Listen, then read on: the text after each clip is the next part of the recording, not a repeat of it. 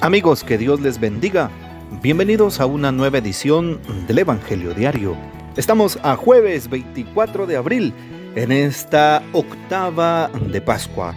La primera semana de Pascua son 8 días de alegría, de celebración solemne, de gozo y fiesta por la resurrección de nuestro Señor Jesucristo. Y para hoy, recordamos y celebramos en la liturgia de la Iglesia a San Fidel de Sigmaringa, sacerdote y mártir. ¿Quién fue San Fidel de Sigmaringa? Lo llamaban el abogado de los pobres, porque defendía gratuitamente a los que no tenían dinero suficiente para pagar un abogado. Marco Reit, el futuro capuchino Fray Fidel, nació en Sigmaringa, Alemania, en 1578 y se graduó brillantemente en filosofía y en derecho en la Universidad de Friburgo, en Suiza. En Colmar, Alsacia, se dedicó a la carrera forense.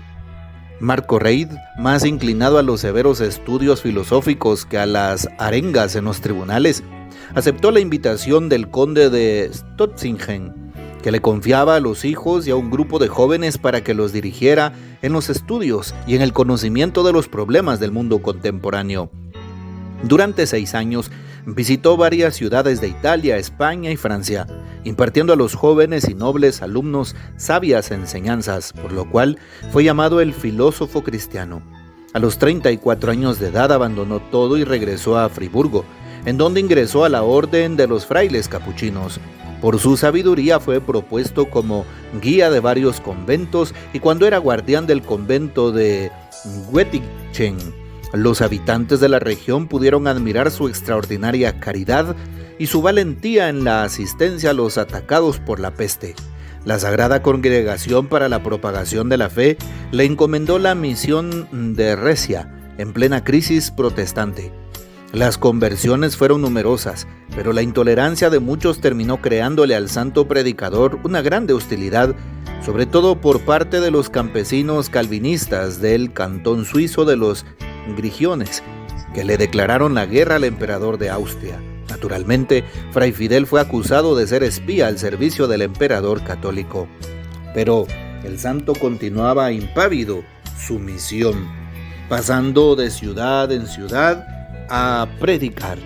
Si me asesinan, les dijo a sus cohermanos antes de partir para Sewis, aceptaré con alegría la muerte por amor a nuestro Señor. La consideraré como una grande gracia. Era casi una profecía. En Sewis, durante la predicación, se oyó un disparo. Fray Fidel terminó su sermón y se dirigió a su casa. De repente se le acercaron unos 20 soldados dirigidos por un ministro que más tarde se convertiría. Le ordenaron que renegara todo lo que había predicado antes. No puedo, es la fe de sus antepasados. Daría con gusto la vida para que ustedes regresaran a esta fe. Lo golpearon fuertemente en la cabeza y solo tuvo tiempo para pronunciar algunas palabras de perdón, y luego lo remataron con una espada. Era el 24 de abril de 1622. Fue canonizado en 1746 por el Papa Benedicto XIV.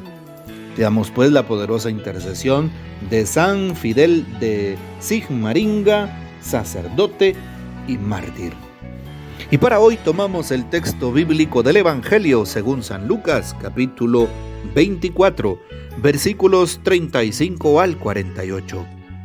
Cuando los 2 discípulos regresaron de Maús y llegaron al sitio donde estaban reunidos los apóstoles, les contaron lo que les había pasado en el camino y cómo habían reconocido a Jesús al partir el pan. Mientras hablaban de esas cosas, se presentó Jesús en medio de ellos y les dijo: «La paz esté con ustedes». Ellos, desconcertados y llenos de temor, creían ver un fantasma. Pero él les dijo: «No teman, soy yo». ¿Por qué se espantan? ¿Por qué surgen dudas en su interior? Miren mis manos y mis pies. Soy yo en persona. Tóquenme y convénzanse. Un fantasma no tiene ni carne ni huesos como ven que tengo yo. Y les mostró las manos y los pies. Pero como ellos no acababan de creer de pura alegría y seguían atónitos, les dijo: ¿Tienen aquí algo de comer? Le ofrecieron un trozo de pescado asado. Él lo tomó y se puso a comer delante de ellos.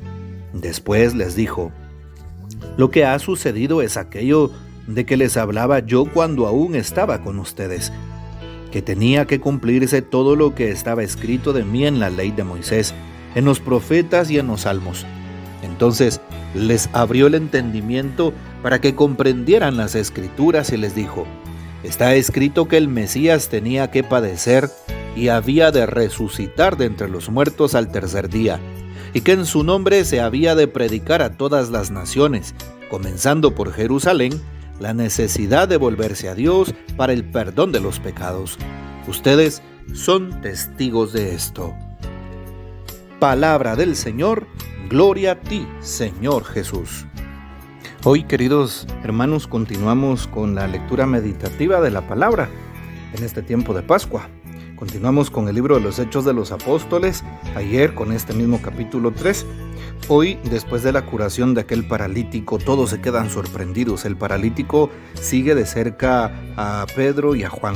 Qué interesante, porque hoy desde el templo Pedro se dirige a los israelitas, justamente haciendo una profesión de fe impresionante, una profesión de fe pública y hablando de Cristo Jesús, aquel a quien el pueblo, les achaca a San Pedro, entregó en manos de Pilato, aunque éste ya lo había dejado libre, ¿sí?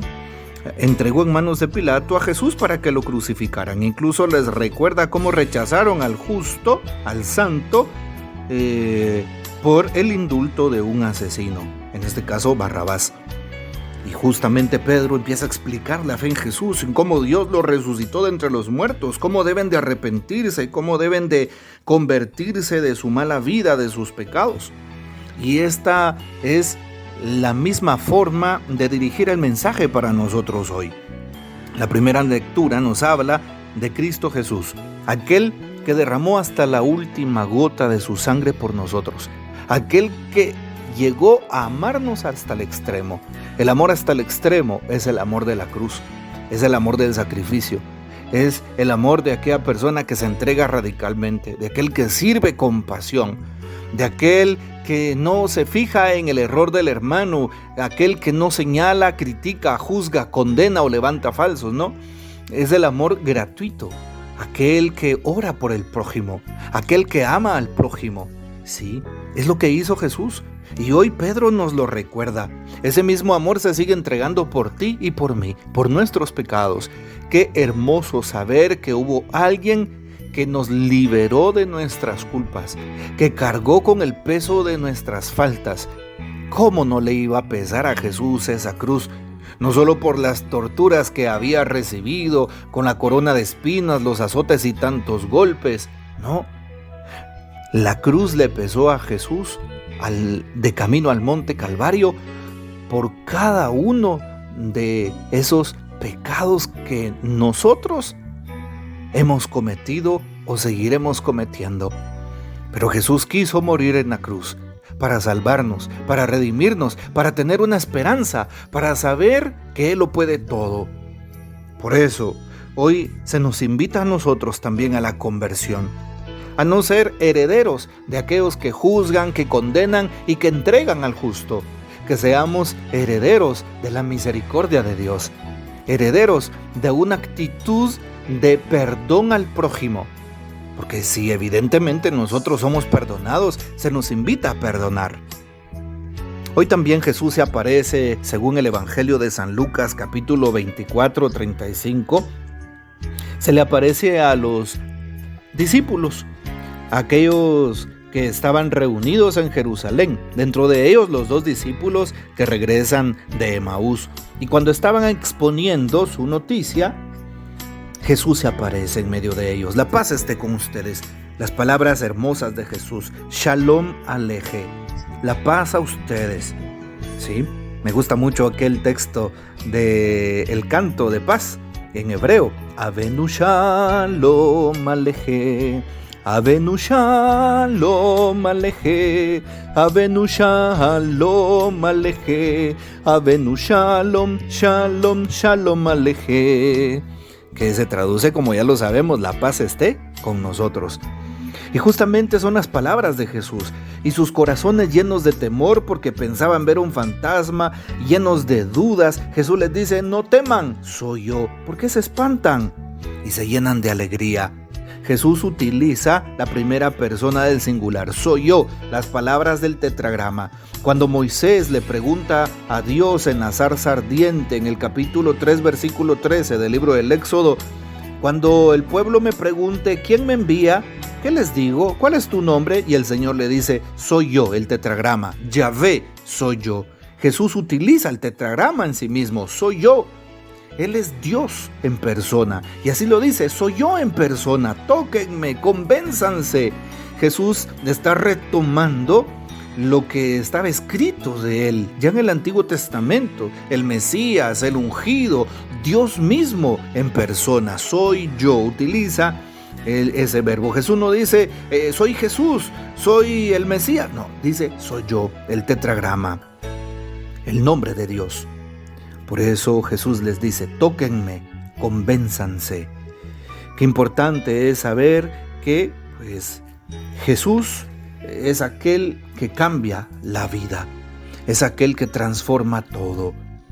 Yo hago nuevas todas las cosas, lo dice en el Apocalipsis. Es cierto, Jesús es la novedad del Padre. Demos gracias a Dios, demos gloria a Dios por la persona de Cristo, por su infinita misericordia. Sigue perdonando mis pecados en la confesión, sigue sanándome de tantas equivocaciones, sigue dándome los sacramentos como la unción y la Eucaristía, sigue estando presente, vivo en la hostia consagrada, sigue siendo el Dios con nosotros.